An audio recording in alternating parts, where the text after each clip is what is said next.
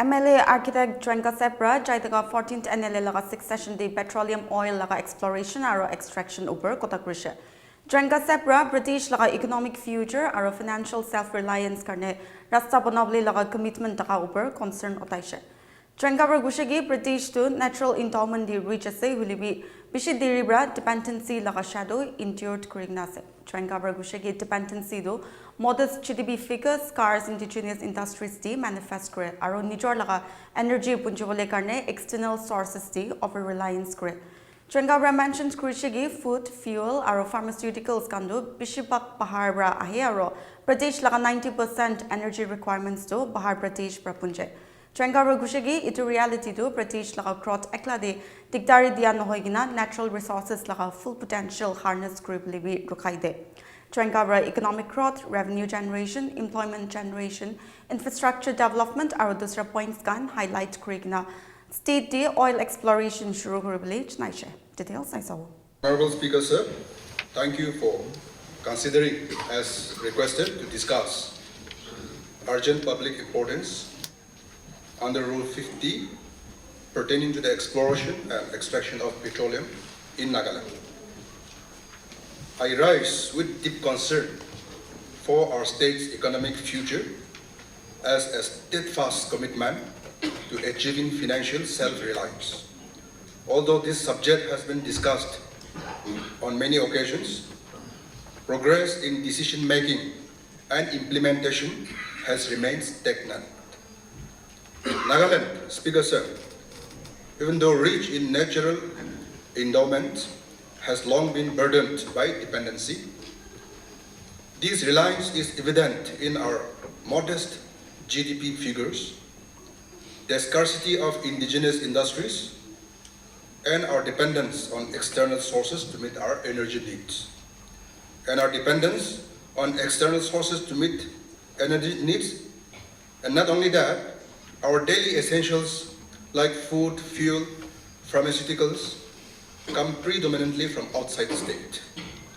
While nearly 90% of our energy is imported from other states, this situation not only stifles our growth, but also prevents us from unlocking the full potential of our natural resources. Speaker sir, it is universally acknowledged that energy in the form of fuel, electricity, or other varieties is the driving force behind economic progress. Without a stable and sufficient energy supply, our aspirations for job creation, industrial expansion, and infrastructural modernization remain unfulfilled.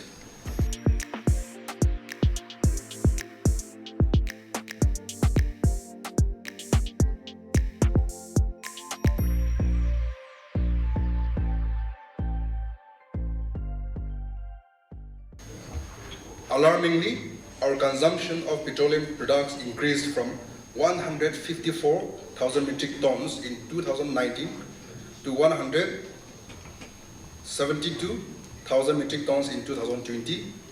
That is an indication of our deep reliance on external sources.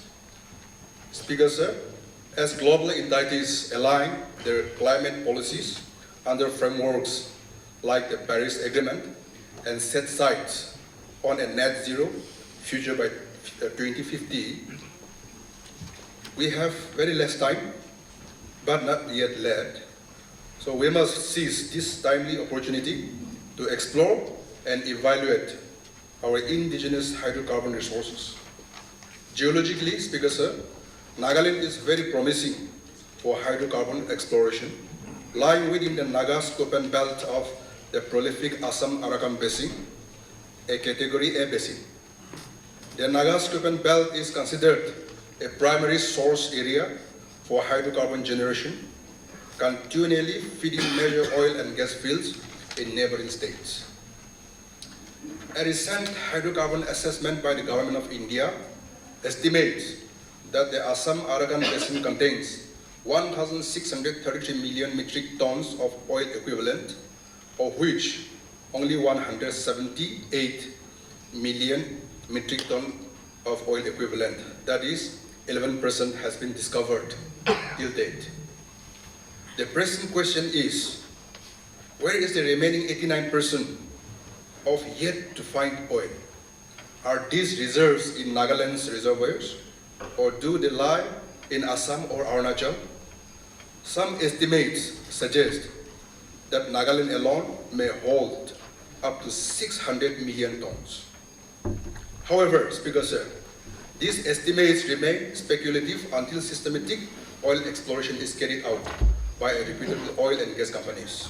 To date, ONGC conducted exploratory drilling and seismic surveys covering 602 line kilometers for 3D surveys and 6 square kilometers for 3D surveys during the 1970s in and around Waka, Jomogedima, and Dimapur districts. The remainder of Nagaland remains largely unexplored without systematic scientific, geological, and geophysical studies. Speaker Sir, as you all know, oil exploration is much like a medical diagnosis, akin to conducting an X-ray or MRI to precisely locate hidden ailments. Comprehensive seismic surveys and rigorous scientific assessments are essential. History reminds us that the Champang oil field in Waka district produced crude oil until the early 1990s, yet no extensive exploration surveys have been undertaken across our state since then. Without these critical studies, we cannot fully gauge our hydrocarbon potentials or develop an effective, realistic appraisal strategy. Honorable Speaker, Sir, allow me to elaborate on why we must urgently commence our oil exploration in the state. Number one is for economic growth and revenue generation, economic growth and revenue. The other is for employment generation, and the next is for infrastructure development, energy security and industrial growth, utilization of untapped resources, and finally, I wanted to further elaborate on this, strategic advantage. With India's growing energy demands, Nagaland has the opportunity to become a significant contributor to national energy security. Proactive policies could attract investors and national companies, bolstering our state's long-term development. Speaker, Sir, therefore, as we decide to start exploration, there will be challenges and considerations. The first being the legal issues. We have Article 371A, which provides a special right to the Naga people over the land and resources.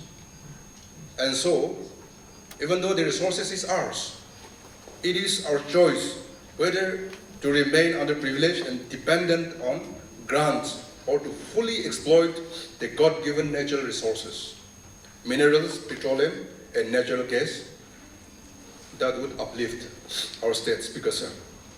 We also have environmental concerns.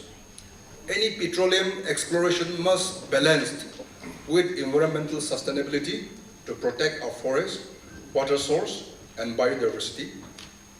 We also have to consider community involvement in case of our decision to go for exploring, and inclusive process ensuring fair compensation and benefit for local communities is essential to prevent conflicts, as we have witnessed in the earlier attempts.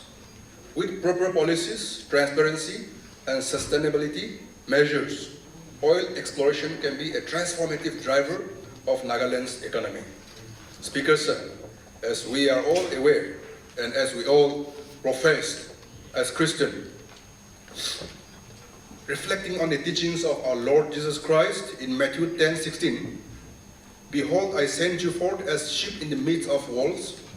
Be ye therefore wise as serpents and harmless as doves. Unquote. I am reminded that we have been endowed with wisdom to identify and seize opportunities. God did not create us. God did not make our Nagas to live in a poverty or at the expense of others. The choice before us is clear, Speaker, Sir, whether to remain dependent or move forward toward economic independence. In light of these considerations, Speaker Sir, I respectfully urge the state government to immediately issue a petroleum exploration license, PEL.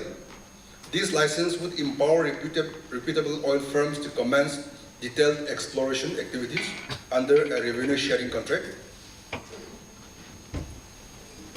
with clearly defined commitment programs and timelines. Although this exploration phase might spend 3 to 10 years, it is essential for establishing the commercial viability of Nagaland's oil reserves.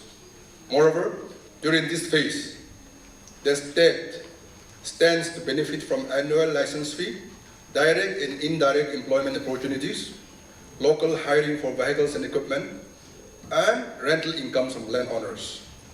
Beyond these immediate advantages lies the potential for long-term economic transformation, Speaker Sir. A successful exploration program would pave the way for issuing a petroleum mining lease, what we call it PML, enabling sustained production and transportation of crude oil. This strategic move, Speaker Sir, is not solely about tapping fossil fuel reserves. It is about reimagining our economic destiny.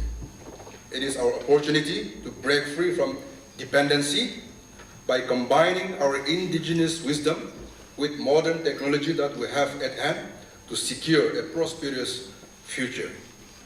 Our past experience from ONGC's operations in Champang Tsuri to historical well drilling in our region demonstrate that Nagaland's oil is capable of yielding the resources required to stimulate industrial growth and uplift our communities.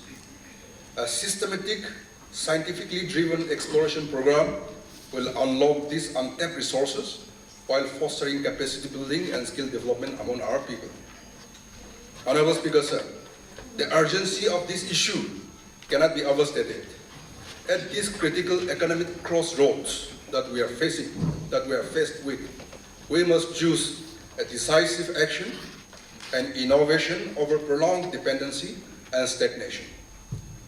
Let this Assembly and the government of the day view petroleum and natural gas exploration as a strategic investment in Nagaland's future, a vital step towards achieving energy self-reliance and economic empowerment. I, therefore, Speaker Sir, urge this august House to direct the state government to take immediate steps in launching a comprehensive oil exploration program. Let us unlock the hydrocarbon potential within our land, generate employment, stimulate local industries, and build the robust infrastructure of tomorrow.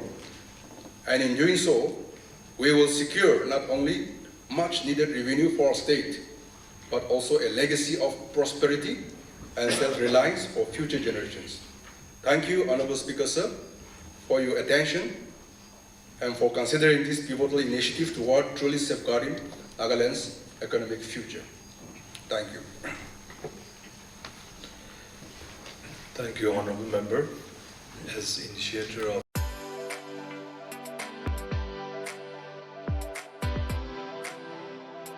Ready to launch your dream career?